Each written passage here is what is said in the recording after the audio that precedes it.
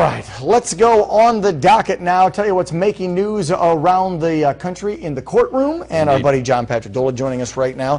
Two big cases. The first one, 7 years of Jodi Arias over in Arizona. We've been hearing this stuff. We've had, what, 2 different hung juries. First was the full case, then it was on the sentencing phase. We now know she's going, the judge said yesterday, she's going to jail for life. Life right? Without the possibility of parole. But what's the problem now? There's a snag. Well, she still has the right to an appeal, and there's a very serious appellate issue. You might have seen some of the coverage. Juan Martinez, the prosecutor, was definitely over the top. And it's not just restricted to this case. The whole defense bar out there in the area where this court exists are getting up a dossier basically to show that this guy is way over the top, way too pushy, way beyond what's acceptable. That might be her only real appellate issue, and frankly, it looks like a pretty good issue. Okay, so the issue now is, did the prosecution go too far, and will that affect her appeal process? Right, because it could reverse the conviction. Oh, okay, gotcha. What's the likelihood? The likelihood is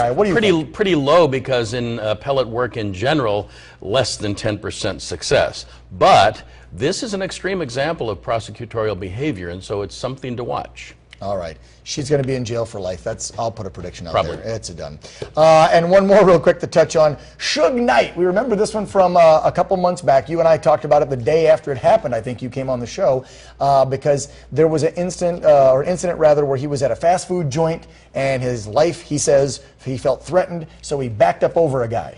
And he said he was just trying to save his life. He didn't intentionally run this guy over. And did he kill him or just hurt him? I forget. He didn't kill him. He hurt him very severely. Right, he was critically injured. Okay. Well, and so the guy that got run over came to court to testify in the preliminary hearing and forgot what happened and didn't want to be a snitch, according to his testimony. That's what happened. And so now the question is there enough evidence for this case to get bound over to go to trial?